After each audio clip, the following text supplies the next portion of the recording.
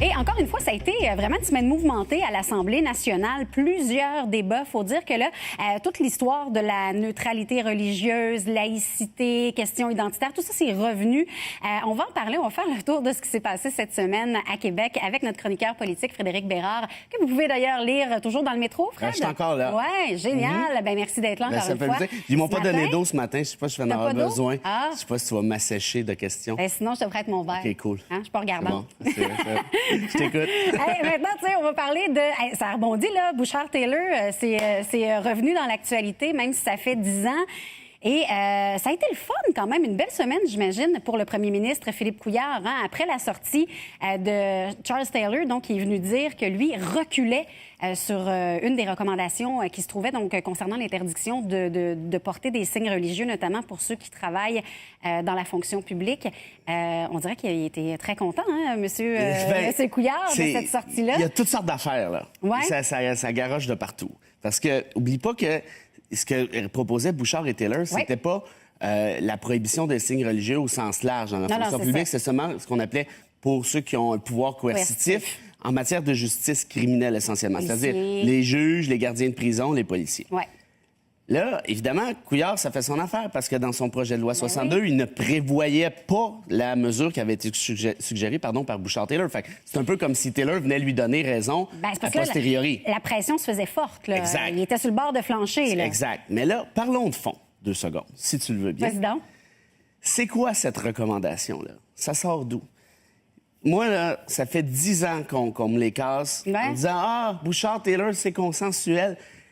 Bien, si c'est consensuel, là, on aurait adopté quelque chose depuis 10 ans. Il n'y en a pas de consensus. C'est pas vrai, ça. Le Parti québécois avait dit « Ah, ce rapport-là, c'est du Elvis Gratton ». Tu te rappelles de ça? Pauline Marois avait dit ça, puis ça avait mis en beau fusil Lucien Bouchard, le frère de Gérard, évidemment. Après ça, la CAQ dit non, Bouchard-Taylor, c'est pas suffisant. Puis après ça, parfois, ben oui, là, c'est assez, ben là, peut-être pas, ça dépend. Couillard ne reprenait même pas les recommandations de Bouchard-Taylor dans le projet de loi 62.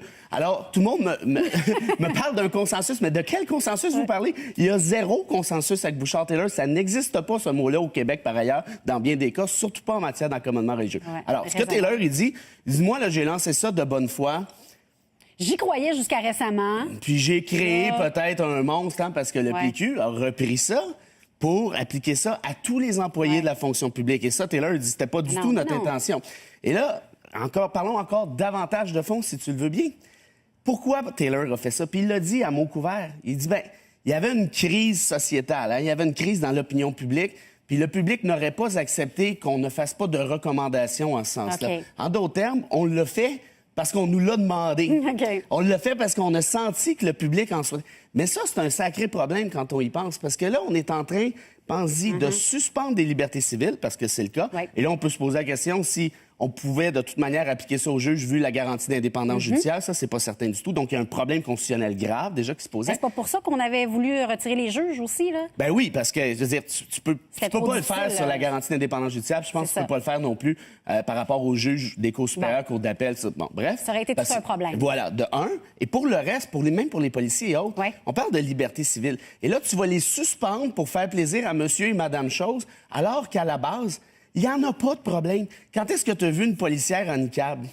Ben, jamais. Bon, quand est-ce que tu as vu un gardien... Tu n'as peut-être jamais vu de gardien de prison, puis c'est pas une mauvaise chose, mais une gardienne de prison en burqa, un juge avec un turban, ça n'existe pas. Il n'y en a pas. Je veux dire, là, on parle de ça depuis 10 ans, puis là, l'argument, c'est « Ah oui, mais là, il faut pas attendre trop longtemps. Il va être trop tard après. Trop tard de quoi? Je dis, moi, là, les zombies, ça me fait pas triper plus qu'il faut, je sais pas pour toi, mais je vais pas demander à l'Assemblée nationale d'adopter une loi pour prévenir les zombies, on s'entend-tu?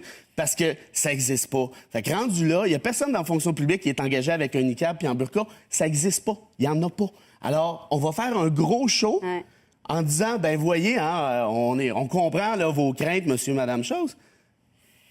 Bien, c'est quand même drôle qu'on fasse tout un plat avec ça à l'Assemblée nationale, parce que là, il semblait... Tu parlais de consensus tantôt, là. Il y en avait un auprès des partis d'opposition, là. Tout le monde voulait là, qu'on l'inclue, là. Ça dure 3 mois, ces trucs-là. Ouais, puis là, Legault change d'idée, puis là, Lisée revire de bord. C'est parce que là, c'est même pas encore fini, parce que là, on a décidé de repousser le débat pour se concentrer sur l'intégration des immigrants sur le marché du travail. Donc, il n'y a encore rien de réglé, là. Et ça, c'est une bonne affaire. Si tu veux mon avis... l'intégration des immigrants... C'est prioritaire. Là, on est là. Ça, Ouais. c'est sérieux. Ça, c'est du concret. Là, il y a la vie des gens qui est en jeu. Oui, là. Monsieur Truc, là, qui est médecin oui. dans son pays d'origine, Ben oui. puis débarque ici, puis il fait la vaisselle en arrière dans un restaurant pendant 10 ans. J'ai évidemment rien, puis c'est pas condescendant ce que je dis là face à ceux qui font la vaisselle, mais je veux dire, le gars est qualifié à l'os. On a besoin de médecins, puis on lui fait faire ce genre de petite jobine-là. Ben oui. Je veux dire, c'est complètement absurde. Et ça, si on veut favoriser une vraie intégration, ça, c'est une vraie mesure. Le truc du projet de loi 62 ou encore le truc de Bouchard-Taylor avec des signes qui existent de toute façon pas dans la fonction publique, du moins pour le pouvoir coercitif, c'est un faux problème. Et je trouve ça même, pour être franc, un peu malaisant qu'on relance ce débat-là 2-3 semaines après les attentats qu'on connaît, comme si on essayait de laisser sous-entendre qu'il peut y avoir un lien entre les deux. Alors que, franchement, il n'y en a absolument pas. Là. Mais en tout cas, quoi qu'il en soit, de toute façon, il est reporté. Hein? C'est pas fini. On va en entendre parler encore. Ça, c'est le problème. Là, comment on règle ça? Il y a deux positions. Une des positions, c'est de dire, oui, mais justement, qu'on adopte Bouchard-Taylor puis qu'on passe à autre chose. Je comprends l'argument, il n'est pas ridicule. Moi aussi, je veux qu'on passe à autre chose. Mais peut-être que l'autre solution, c'est de dire, tout ça, là, finalement, là, on est tombé dans le piège d'Hérouville, puis on a moussé un paquet de trucs qui tiennent pas la route. La conclusion principale de Bouchard-Taylor, c'est quoi? C'est de dire, il n'y en a pas de crise des accommodements raisonnables. C'est les médias qui ont créé ça. Bon, alors, si on veut être conséquent, s'il n'y en a pas, il n'y en a pas. Alors, on va pas suspendre des droits civils pour régler un problème imaginaire. Puis là, il y a toute l'histoire de l'islamophobie aussi, là. Ottawa. À Québec, là, ça, c'était à la Chambre des communes, là, qui a fait, dont on a parlé Moi, j'adore cette ça. semaine. J'adore ça. J'adore ça parce que là, les partis chicanent un peu. Ouais. Tout le monde est un peu mal à l'aise. Puis Mélanie Joly, franchement, je la félicite parce qu'elle est allée au bâton avec ça.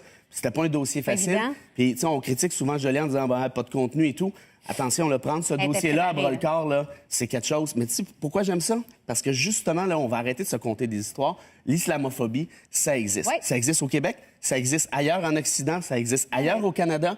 Et je dis pas qu'on est là, je dis pas qu'on est pire qu'ailleurs, mais c'est pas parce qu'on n'est pas pire qu'ailleurs qu'il n'y a rien à faire ici. Oui, mais c'est pas parce qu'on se ferme les yeux là, qu'on voit que ça se passe pas. Puis là, au moins, on en parle. Ben on en parle à l'endroit où on devrait en parler essentiellement, c'est-à-dire devant les assemblées législatives, Chambre des communes, l'Assemblée nationale au Québec, puis qu'on fasse avancer le débat, puis qu'on soit capable de parler intelligemment sans se traiter de raciste à gauche et à droite, mais à l'inverse, sans nier qu'il y en a un problème. Exactement. Puis moi, là, pendant longtemps, on faisait comme si ça n'existait pas, et malheureusement, disons-le franchement, parce que j'ai pas l'habitude de te conter des histoires, non. Ça prenait peut-être ces attentats-là. S'il y a eu une conséquence positive, une seule, c'est qu'il y a eu la mort de 6 innocents, mais au moins, ça aura provoqué, à mon sens, quelque chose de positif, c'est-à-dire une prise de conscience. Et ça, franchement, là-dessus, tant mieux. Frédéric Bérard, merci. Encore une fois. J'ai même pas eu besoin d'eau, j'ai pas eu le temps. Bon dimanche. Ben non, t'as pas arrêté de parler.